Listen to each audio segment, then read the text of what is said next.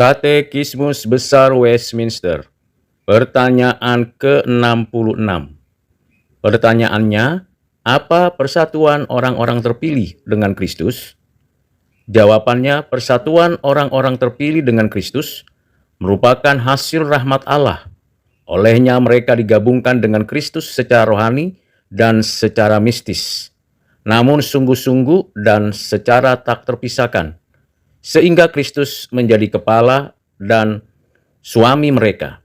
Hal itu terlaksana melalui panggilan mereka yang ampuh.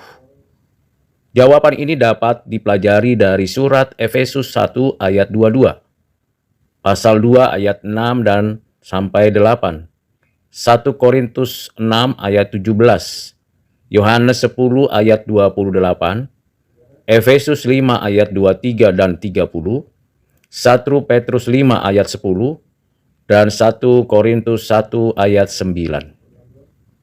Dari jawaban tersebut dan pembelajaran dari Alkitab, maka kita perlu mengerti secara mendalam mengenai persatuan orang-orang pilihan. Alkitab memberikan pengajaran kepada kita bahwa manusia pada entitasnya sama, tetapi pada tiap individu, keluarga, komunitas, etnis, bangsa, dan beragam bahasa yang ada, itu berbeda-beda. Kesatuan dan keragaman, satu dan banyak, merupakan keniscayaan dalam karya penciptaan Allah, dan itu dapat kita lihat di dalam semesta alam, bumi, dan segala isinya.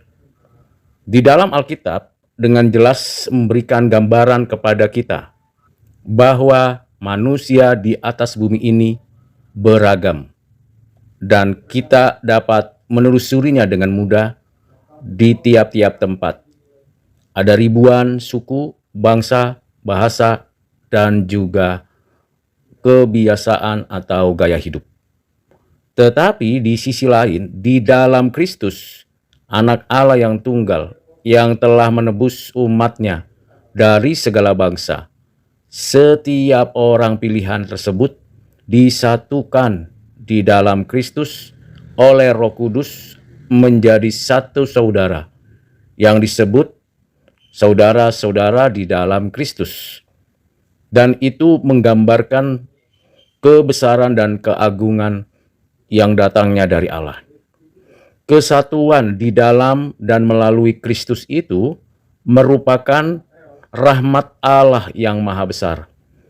Karena memang Tuhan di satu sisi tidak meniadakan keragaman, di sisi lain tidak membiarkan keragaman menjadi kekuatan tersendiri.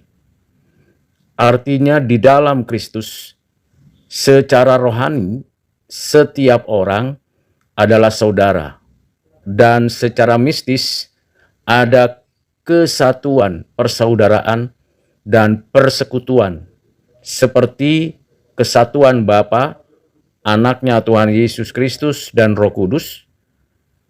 Kesatuan dan keragaman, one and many, merupakan cerminan adanya pribadi Bapa, Anak, Roh Kudus yang berbeda pribadinya, dan sekaligus saat yang sama ada satu yang esa entitasnya. Inilah pengajaran Alkitab yang tidak pernah ada di dalam kitab suci atau kitab-kitab agama lain. Di dalam kesatuan dengan Kristus, baik di dalam keanakannya, kematian dan kebangkitannya, dan kehidupan yang kekal, maka setiap orang pilihan dalam kesatuan tersebut tidak terpisahkan, tidak bercampur, tetapi dapat dibedakan satu dengan yang lain karena masing-masing menunjukkan keunikan dan keragaman. Kepala dari setiap orang percaya yang berbeda-beda itu adalah Kristus. Perbedaan bukan pada esensi kerohanian dan mistis, bukan pada pengajaran dan pengertian akan kebenaran, tetapi pada respon yang berkaitan dengan keberadaan sebagai manusia, tiap individu, tiap kelompok, tiap komunitas dengan keragaman budaya, pemikiran, pengetahuan, dan pengalaman. Dan seluruhnya yang berbeda-beda itu disatukan di dalam Kristus yang adalah kepala. Dan sekaligus saat yang sama, kesatuan itu untuk menggambarkan gereja yang adalah mempelai perempuan dan Kristus adalah mempelai laki-laki. Artinya di situ bukan berbicara urusan pernikahan dalam pengertian fisik atau dalam pengertian manusia, laki-laki dan perempuan, tetapi dalam pengertian hubungan antara suami sebagai kepala dan istri sebagai perempuan, di mana perempuan sebagai istri ini adalah mempelainya, dan ini diilustrasikan dalam pengertian gereja dan kepala gereja. Artinya gereja ialah orang-orang yang telah ditetapkan, dipilih, dipanggil, disatukan di dalam Kristus, dan kepala gereja hanya satu, yaitu Yesus Kristus. Tidak ada kepala yang lain, hanya satu. Dan seluruh itu terlaksana dan dilaksanakan oleh Roh Kudus. Sekalipun secara institusional ada perbedaan organisasi, tetapi secara esensial, substansi, gereja satu tubuh di dalam Kristus. Kiranya penjelasan yang singkat dan mendalam ini dapat menolong kita sekalian untuk mengerti persatuan orang-orang terpilih dengan Kristus. Apa manfaatnya pengertian ini?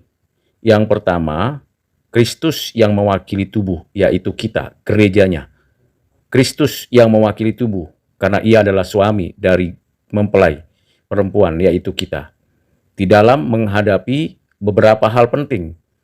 Ketika berhadapan dengan Bapa, ia membela dan menyatakan penebusan yang sudah dikerjakannya untuk kembali memuji memuliakan Allah Bapa. Dan di hadapan Roh Kudus, Kristus yang adalah kepala memberikan tiap individu pada gerejanya itu untuk dibimbing, dibina, diarahkan di dalam seluruh kebenaran Allah.